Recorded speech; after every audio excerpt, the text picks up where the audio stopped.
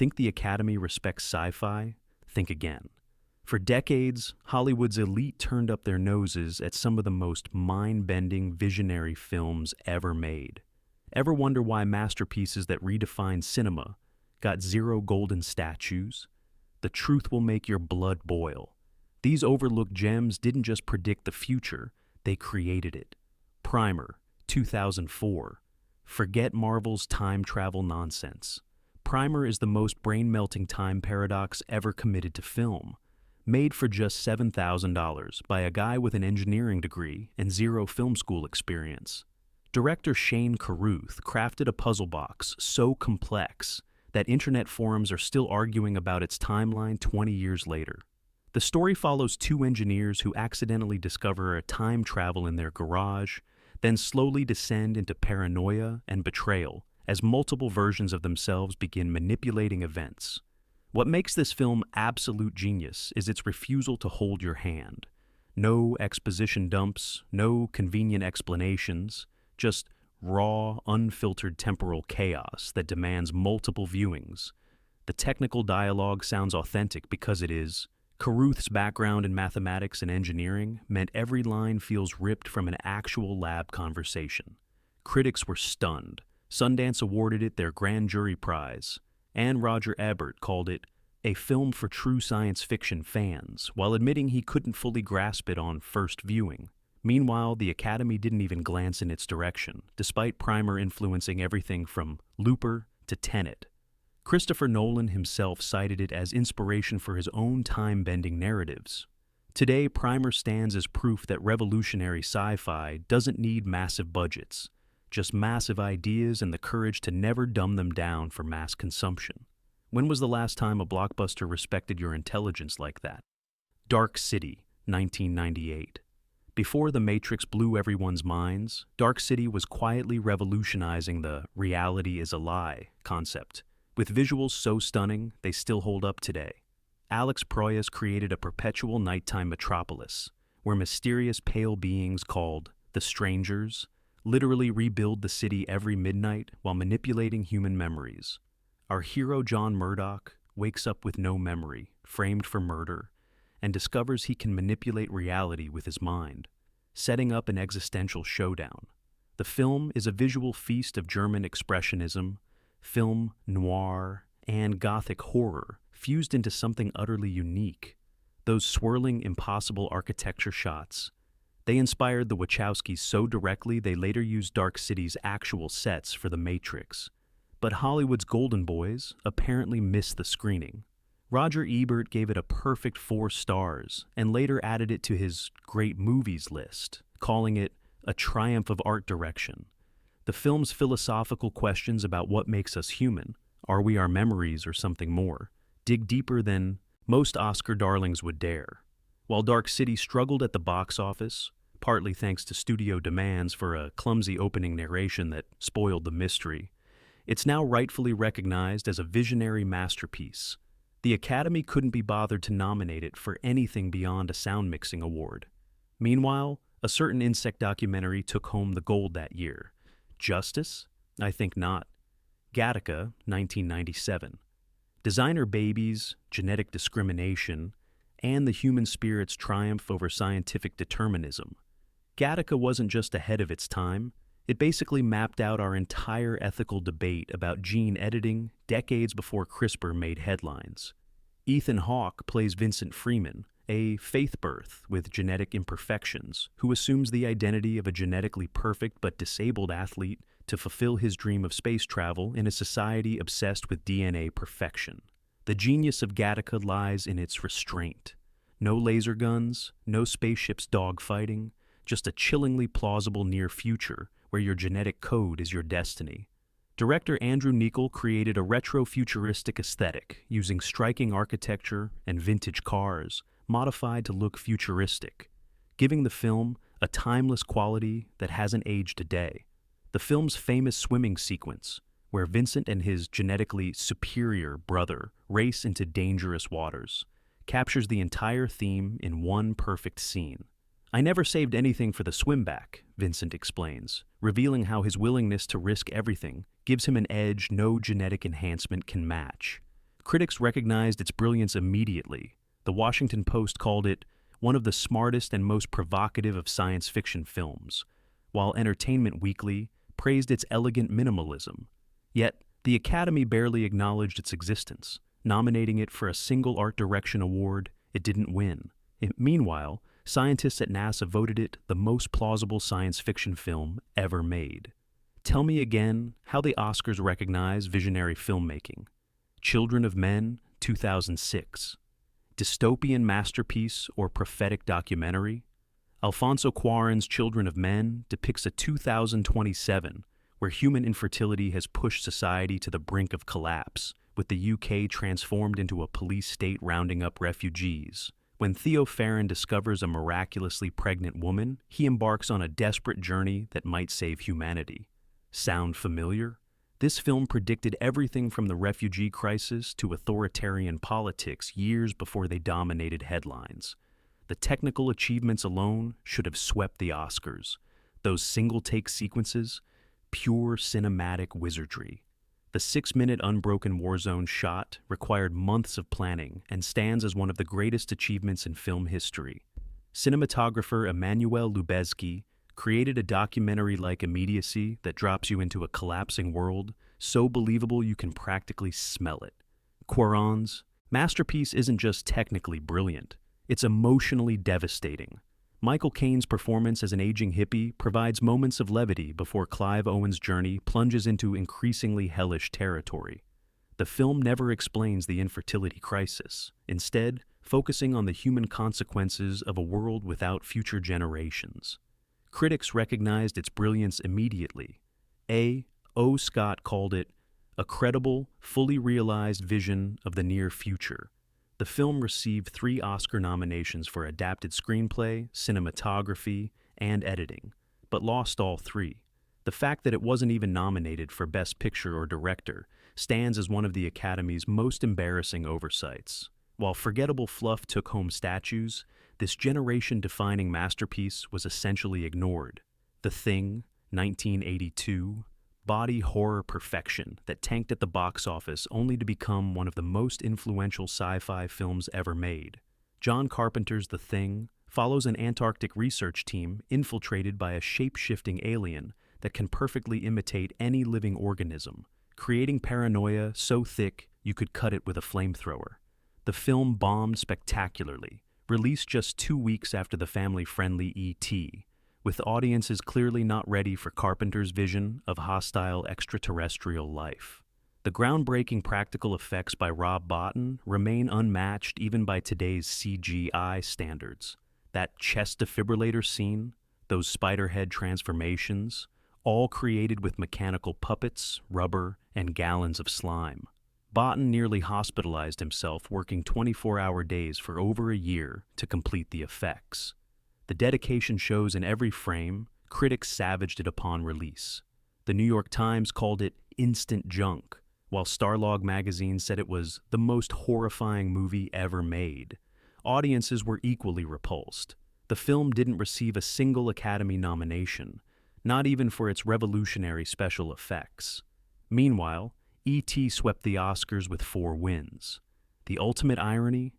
The Thing is now considered a masterpiece, with directors from Quentin Tarantino to Guillermo del Toro citing it as a major influence. Its themes of identity, distrust, and invisible threats feel more relevant than ever in our pandemic-conscious world. The brilliant, ambiguous ending, is MacReady or Childs the Thing, still fuels debate decades later. Sometimes being too far ahead of your time means waiting years for vindication. Blade Runner, 1982.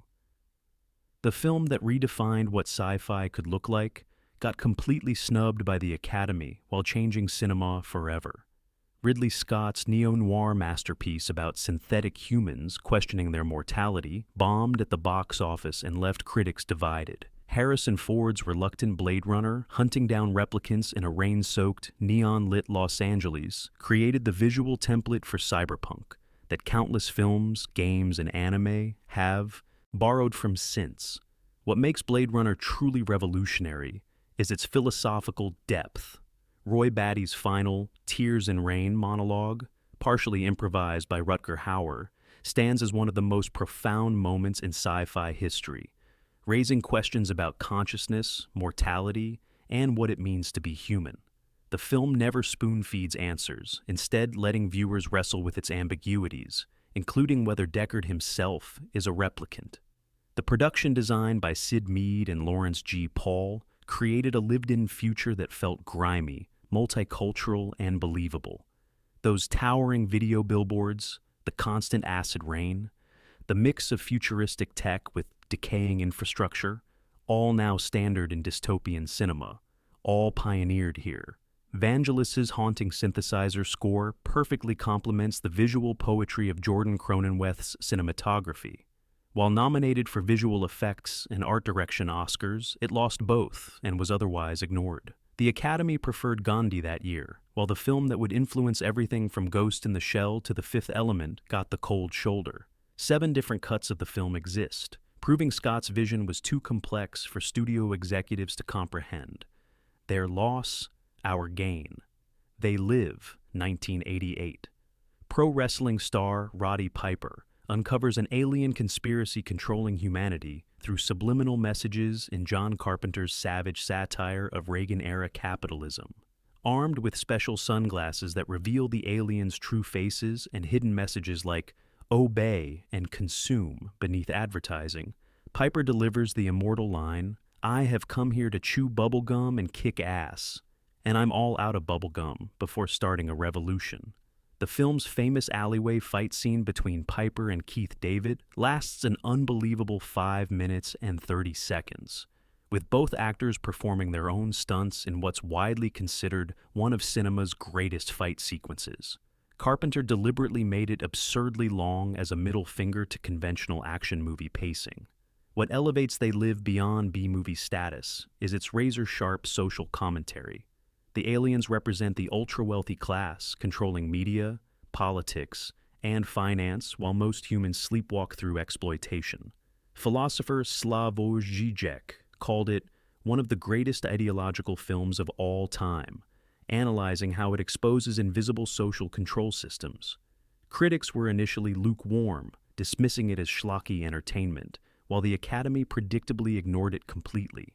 But They Live's cultural impact has only grown stronger. Those obey messages directly inspired street artist Shepard Fairey's iconic work, including the Obama Hope poster. The film's paranoid vision of hidden messages manipulating consumers feels more relevant than ever in our algorithm-driven world. As wealth inequality skyrockets, Carpenter's sci-fi warning seems less like fiction and more like documentary. A Scanner Darkly, 2006. Philip K. Dick's paranoid masterpiece about drug surveillance comes alive through mind-bending rotoscope animation in Richard Linklater's adaptation that's equal parts hilarious and terrifying. Set in a near future where America has lost the war on drugs to Substance D, the film follows undercover agent Bob Arctor, Keanu Reeves, who becomes addicted to the very drug he's investigating, eventually spying on himself without realizing it. The film's revolutionary animation technique involved shooting live-action footage, then having animators trace over each frame, creating a hallucinatory visual style perfect for depicting drug-induced perception shifts. It took 500 hours to animate each minute of footage. The infamous scramble suit that hides Arctor's identity by constantly shifting appearances was impossible to film practically, but becomes a perfect metaphor for fractured identity through animation. Robert Downey Jr. and Woody Harrelson delivered darkly comic performances as Arctor's drug-addled roommates, with Downey reportedly drawing on his own addiction experiences. Their paranoid discussions about surveillance bugs and bike gears provide both comic relief and disturbing commentary on deteriorating minds. Critics were divided, with some praising its visual innovation, while others found it cold and distancing. The Academy completely ignored it, despite its groundbreaking technique. Meanwhile, the film's warnings about pharmaceutical companies profiting from addiction cycles, government surveillance justified by drug wars, and fragmented identity in digital culture have only grown more relevant. Dick himself would appreciate the irony. his work consistently explored falsified realities and systems of control, only to be disregarded by the same cultural gatekeepers whose influence he questioned. The film's haunting final scene in a rehabilitation facility reveals the true horror. The system was never designed to help addicts, only to exploit them in new ways. Solaris, 1972. Forget Star Wars. Andrei Tarkovsky's psychological space epic makes most sci-fi look like children's cartoons. This Soviet masterpiece follows psychologist Chris Kelvin as he investigates strange occurrences on a space station orbiting the mysterious ocean planet Solaris. When the planet begins materializing physical copies of the crew's deepest memories, including Kelvin's dead wife, it becomes clear this isn't about alien contact, but about humanity confronting itself. Tarkovsky deliberately created the antithesis of 2001, a space odyssey focusing on emotional and philosophical depth rather than technological spectacle. The director famously said he didn't like most science fiction for substituting effects for human feelings. His 3-hour meditation on grief, memory, and the limits of human understanding features extended sequences with minimal dialogue that hypnotize rather than bore. The film's production faced constant interference from Soviet authorities who demanded more rockets and action scenes. Tarkovsky fought back, delivering instead a poetic examination of what it means to be human. The famous highway sequence, a seemingly endless drive through Tokyo, shot in mesmerizing long takes, serves no plot function but creates a dreamlike state essential to the film's impact. Western critics recognized its brilliance, with the New York Times calling it the most intellectually sophisticated science fiction film ever made. It won the Grand Jury Prize at Cannes, yet remained completely invisible to the Academy, which rarely acknowledged foreign films, especially Soviet ones during the Cold War. Steven Soderbergh's 2002 remake with George Clooney simplified the philosophical complexity for American audiences, proving Hollywood still didn't understand Tarkovsky's vision. Videodrome, 1983. Long Live the New Flesh. David Cronenberg's prophetic nightmare about media consumption, literally rewiring our brains, arrived decades before social media addiction and virtual reality. James Woods plays Max Wren, a sleazy TV executive who discovers a mysterious broadcast signal called Videodrome, showing extreme torture that turns out to be a mind control experiment causing hallucinations and physical transformations in viewers. The practical effects by Rick Baker remain genuinely disturbing 4 decades later. The pulsating, breathing television set, the VHS-compatible stomach slot that forms in Wren's abdomen, the gun that merges with his hand, becoming a fleshy video game controller, all created with latex, mechanical parts, and imagination that CGI still can't match for visceral impact. What elevates Videodrome beyond body horror is its eerily accurate predictions. Cronenberg envisioned a world where reality and media become indistinguishable, where people willingly submit to programming that literally reshapes their perception, and where corporate interests weaponize entertainment. Sound familiar? Debbie Harry delivers a haunting performance as a radio psychiatrist with masochistic tendencies who gets pulled into the Videodrome conspiracy. Critics were divided, with some praising its visionary qualities while others found it too extreme. The film flopped commercially, grossing just $2.1 million against its $5.9 million budget. The Academy predictably ignored its existence entirely. Meanwhile, media theorist Marshall McLuhan's concepts that inspired the film, particularly how electronic media extends and alters human consciousness, have become central to understanding our digital existence. Cronenberg himself reflected, "I think of Videodrome as a very funny movie, but it's a way of dealing with very extreme, not funny things.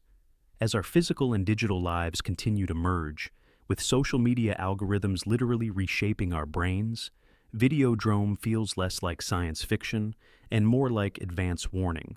Moon, 2009.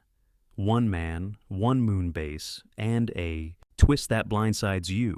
Duncan Jones's directorial debut is a masterclass in low-budget, high-concept sci-fi that puts most blockbusters to shame. Sam Rockwell delivers an acting tour de force as Sam Bell, a solitary worker finishing a 3-year contract mining helium-3 on the lunar surface with only an AI assistant named Gerty, voiced by Kevin Spacey, for company. When Sam starts hallucinating and discovers another version of himself, the horrifying truth about his existence unravels. Made for just $5 million, Moon eschews flashy effects for psychological depth and existential questions. What gives someone humanity? What rights do clones have? How far will corporations go to maximize profit? The minimalist set design creates a claustrophobic atmosphere that amplifies the emotional impact of Sam's discovery. He's just one in a series of disposable clones with implanted memories, each discarded after their 3-year contract. Jones deliberately crafted Moon as an homage to classic 1970s sci-fi, like Silent Running and Alien, focusing on character and ideas rather than spectacle. The practical effects, including miniature models for the lunar landscapes and harvester vehicles, give the film a tangible quality missing from CGI-dominated productions. Critics universally praised Rockwell's performance and the film's intelligent approach to science fiction. Peter Travers called it a potent provocation that relies on ideas instead of computer tricks to stir up excitement. Yet the Academy completely ignored both the film and Rockwell's performance, one of the most egregious snubs in Oscar history. Meanwhile, Moon's themes about corporate exploitation of disposable workers feel increasingly relevant in our gig economy. Sometimes the smallest stories ask the biggest questions. Coherence, 2013. 8 friends at a dinner party. A passing comet. Alternate realities bleeding together. Made for just $50,000 with a skeletal crew and shot in 5 days, Coherence proves you don't need Marvel money to melt minds. When a power outage hits during a comet flyby, the friends discover another house down the street identical to theirs, with duplicate versions of themselves inside. What follows is a masterclass in paranoia, as identities become questionable and each character begins plotting against potential imposters. First-time director James Ward Burkitt created the film without a traditional script. Instead, each actor received daily notes about their character's motivations without knowing what other characters would do. This created genuine reactions and disorientation that perfectly matches the film's reality-fracturing premise. Most scenes were improvised within a structure Burkitt had mapped out, using index cards covering his apartment walls. The genius of Coherence is how it turns mundane domestic settings into sites of cosmic horror. A glow stick, a phone with a cracked screen, a numbered photograph. Ordinary objects become terrifying. Evidence of quantum mechanics gone wrong. The film explores the philosophical idea that choices create branching realities, suggesting the characters' relationship tensions existed as potential fractures before the comet catalyzed them.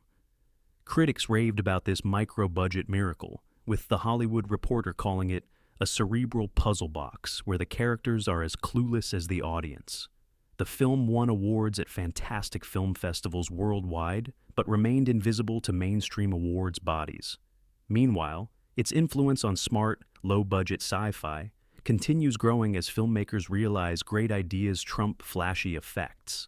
The real triumph of Coherence is making complex quantum physics accessible through human drama rather than exposition dumps. In a media landscape dominated by billion-dollar franchises, this dinner party from hell reminds us that science fiction's power comes from ideas, not budgets. So, which Oscar-snubbed sci-fi masterpiece deserves more recognition? Did I miss your favorite overlooked gem? Drop your thoughts in the comments below, and let's settle this debate once and for all. While you're at it, hit subscribe and that notification bell to catch our next deep dive into cinema's forgotten treasures. The real question is, will the Academy ever respect science fiction, or are they too busy rewarding safe, sterile dramas about troubled geniuses to recognize the films that actually predict our future?